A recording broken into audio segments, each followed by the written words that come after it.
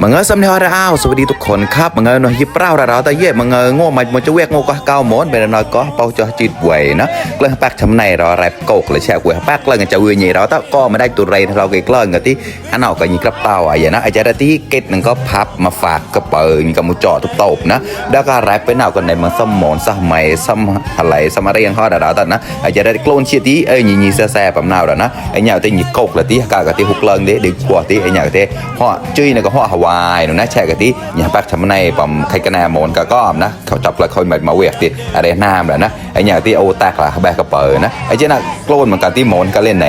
ถ้าก้าวอย่างตานาเล่นไหนในมันสะฮอดนะไอ้อย่างที่ไม่เป็นเราตะกลึงเปิดนะ